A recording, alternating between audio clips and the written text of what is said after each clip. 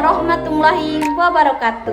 Perkenalkan, nama saya Novela Mareta, NIM 2220501104. Di sini saya akan mengerjakan tugas UTS dari dosen pengampu Dr. Vivi Hasmawati, MSI. Di sini saya akan menganalisis tentang tugas perencanaan komunikasi.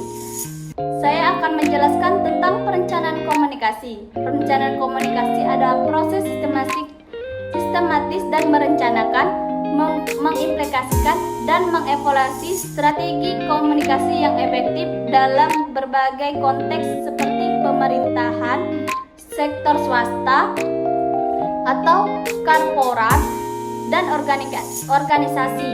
Ini melibatkan pengembangan strategi untuk meningkatkan pemasaran, memperbaiki citra, dan meningkatkan konflik antar media dan intonasi, serta menyebarkan gagasan dan kesadaran masyarakat tentang berbagai isu seperti kesehatan, lingkungan, pajak, asuransi, dan lainnya. Perencanaan komunikasi pentingnya menjadi penting dalam konteks untuk membangun karena dapat memberikan fondasi yang kokoh bagi keberhasilan suatu program. Ketika sebuah program membangun yang direncanakan dengan baik, strategi komunikasi yang efektif dapat membantu mengurangi kemungkinan kesalahan dan meningkatkan dukungan serta partisipasi masyarakat. Sejarah perencanaan komunikasi ini sendiri yakni dimulai pada tahun 1970-an sebagai respon terhadap konflik antara negara-negara berkembang dan negara-negara maju terkait ketidakseimbangan informasi di dunia.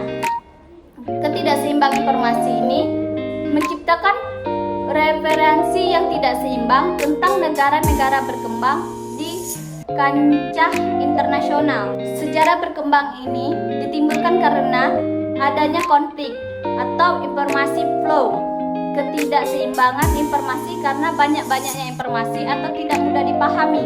Adapun kebijakan komunikasi, yang pertama itu kebijakan komunikasi penting untuk menginspirasi dan menyesuaikan diri dan perkembangan relasi internasional dan mengurangi kesepanjangan informasi antar kelompok. Kebijakan komunikasi cukup mempersingkat prinsip, aturan, dan pedoman yang membentuk kerangka kerja untuk mengatur sistem komunikasi dalam suatu entitas. Nah, kenapa kebijakan komunikasi itu perlu? Ada beberapa kebijakan komunikasi itu perlu. Yang pertama itu karena komunikasi ini berkembang semakin banyak komunikasi atau kebanyakan komunikasi untuk mengatasinya. Yang kedua itu adanya kesenjangan elit dan elit, miskin dan miskin.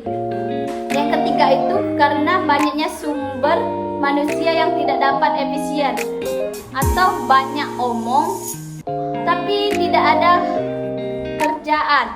Yang keempat itu adanya konvergensi adalah perubahan media.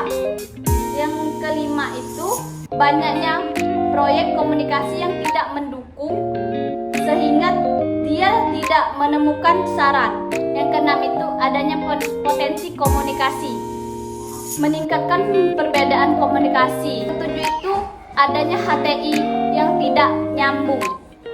Kebijakan komunikasi itu ada dua. Yang pertama itu inklusif, bagaimana komunikasi itu dilihat. Yang kedua itu eksklusif, bagaimana kebijakan itu tidak jauh dari aturan. Adapun tujuan kebijakannya yaitu agar perencanaan komunikasi bisa tersusun terencana sistematis. Yang kedua itu agar informasi mampu dikasus dan dikelola dengan menyebarkan kepada pihak-pihak tertentu.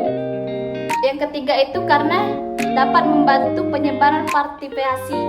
Adapun perencanaan komunikasi operasional. Perencanaan komunikasi operasional dibagi menjadi instruktur dan program komunikasi.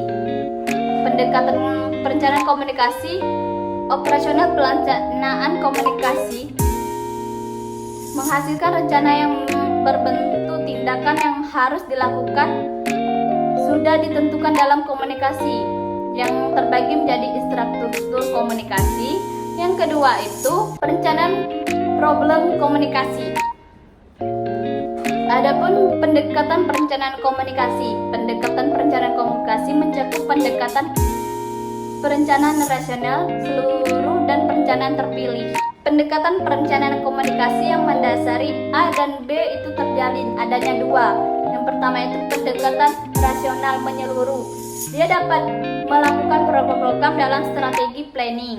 Yang kedua itu pendekatan perencanaan terpilih, pendekatan alternatif. Semakin banyaknya perencanaan alternatif, maka PPT-nya tersebut akan terjalin. Teori perencanaan komunikasi. Yang pertama itu teori pembangunan. Program dan sistem itu tidak dapat dibuat strategi membangun, maka tidak ada program yang dapat ditemukan untuk pembangunan yang tidak terjalin. Yang kedua itu teori sosialisasi komunikasi, melihat struktur masyarakat dari sosial budaya. Yang ketiga itu teori organisasi, bentuknya vertikal, horizontal, diagonal, atau teori ini dibentuk dari vertikal. Perencanaan komunikasi hakikatnya sangat penting. Yang pertama itu sebagai proses menerapkan teori atau tidak terkait dengan teori, maka terjalinnya ke depan tidak bisa. Baiklah, itu saja penyampaian dari saya. Saya Novela Mareta, mohon undur diri. Lebih dan kurang saya mohon maaf. Wassalamualaikum warahmatullahi wabarakatuh.